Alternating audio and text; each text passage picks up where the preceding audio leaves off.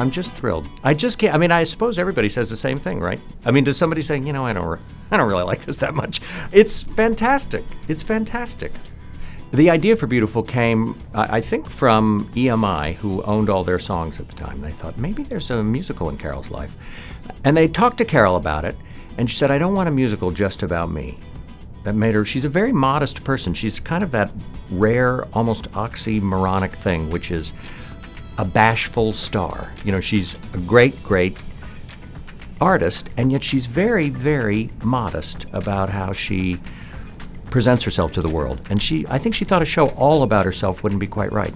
So she said, I want it to be about the four of us, about Jerry and her best friends, their best friends, Barry and Cynthia. So I met them, I interviewed them at length, individually. We had hundreds of pages of transcripts of my interviews, and then I just sat with those interviews and tried to figure out what's the story out of those. It was really 70 years of stories they told me. It's such a joyous sign of support from people in our community.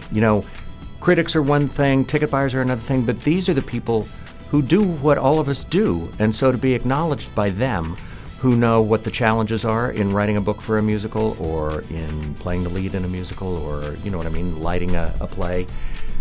That means a lot because they understand more than anyone what the challenges are. So it's the most gratifying. I think Radio City Musical is one of the great wonders of the entire world, not just the architectural world. I think you can put it next to great mountains. All those things in nature people are always carrying on about. Radio City Musical stands with any of them.